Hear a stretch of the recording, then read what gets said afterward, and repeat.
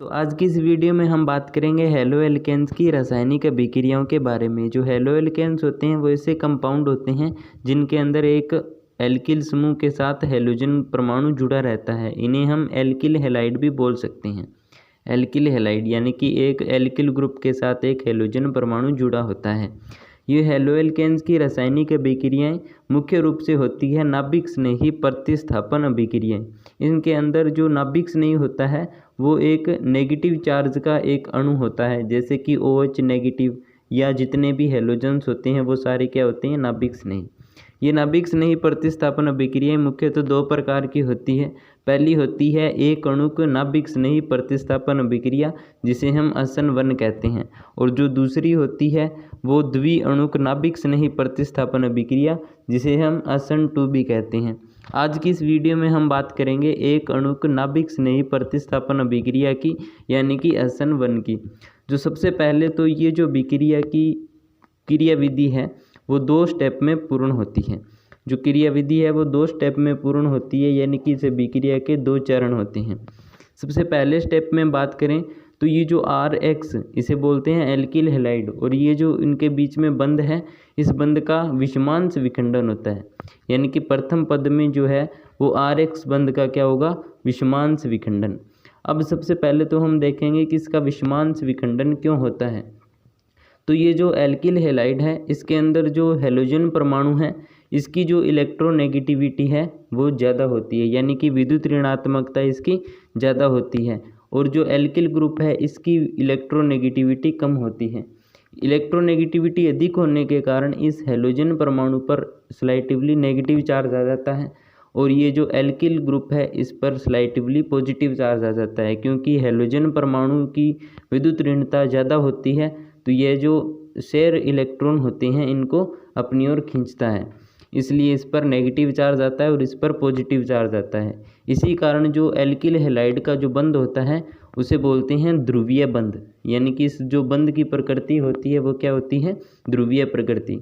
RH बंध के विषमांश विखंडन के बाद ये जो स्लाइटिवली नेगेटिव और स्लाइटिवली पॉजिटिव आया है, तो विखंडन के बाद क्या होगा, एक R पॉजिटिव बनता है और एक X नेगेटिव बनता है। इस R पॉजिटिव को हम 2 नामों से जानते हैं। एक तो इसको बोलते हैं कार्बोनियम आयन, और एक इसका ही नाम होता है कार्ब केटायन। इसे ही हम क्या बोल सकते हैं, कार्ब केटायन। और ये जो X नेगेटिव बनता है इसे बोलते हैं हैलाइड आयन। क्योंकि ये हैलोजन पर नेगेटिव चार्ज है इसलिए इसको बोलते हैं हैलाइड आयन। यहाँ हैलोजन की जगह कुछ भी 4 हैलोजन होते हैं, फ्लोरीन, क्लोरीन, आयोडीन और ब्रोमीन। तो इन चारों में से कोई भी एक हैलोजन इस पर हो सकता है, जिन पे क्या होंगे, सारों पे नेगेटिव चार्ज। अब ये जो पहला पद होता है यह बहुत ही मंद गति वाला होता है, यानी कि इसकी जो स्पीड होती है बहुत ही कम होती है, इसलिए इसको लिखते हैं स्लो। और पहले स्टेप के अंदर इस जो पहला पद होता है इसे बोलते हैं वेग निर्धारक पद। अब वेग निर्धारक पद क्यों बोलते हैं, क्योंकि ये जो असन अभिक्रिया होती है इसकी संपूर्ण जो वेग होता है वो इस एक अणु यानी कि RH एल्किल हैलाइड के एक अणु की सांद्रता पर क्या करता है, निर्भर करता है। इसीलिए इस अभिक्रिया का नाम होता है एक अणुक नाभिक स्नेही अभिक्रिया, यानी कि इसको वेग निर्धारक पद बोला जाता है, क्योंकि इसका जो वेग होता है वो RH एक ही अणु के ऊपर निर्भर करता है। अब हम बात करते हैं दूसरे स्टेप की, यानी कि पहले स्टेप में सिर्फ ये जो RH बंध होता है इसका केवल विषमांश विखंडन होने के बाद एक कार्बोनियम आयन बनेगा और दूसरा X नेगेटिव हैलाइड आयन बनेगा।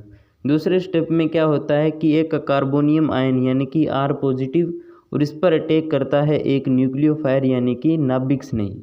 अब ये नाभिक स्नेही कोई भी नेगेटिव चार्ज वाला अणु हो सकता है, जैसे कि OH नेगेटिव, या हैलोजन में से भी कोई हो सकता है जिस पर क्या हो, नेगेटिव चार्ज।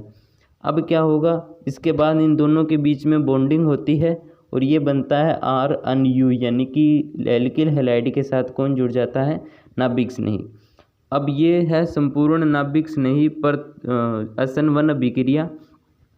इसकी अगर संपूर्ण अभिक्रिया देखें तो ये है एल्किल हैलाइड, इसके साथ जुड़ता है एक नाभिक स्नेही, और ये जो नाभिक स्नेही है ये इस हैलोजन परमाणु का क्या करता है, प्रतिस्थापन करके और खुद इस एल्किल ग्रुप के साथ जुड़ता है और इस X नेगेटिव को बाहर निकाल देता है। इसीलिए इसको बोलते हैं नाभिक स्नेही प्रतिस्थापन अभिक्रिया, क्योंकि इसके अंदर नाभिक दोष नहीं है। अनयु जिस पर नेगेटिव चार्ज होता है वो इस X नेगेटिव यानी कि इस हैलोजन परमाणु का क्या करता है, प्रतिस्थापन। तो ये है एक नाभिक स्नेही प्रतिस्थापन अभिक्रिया SN1।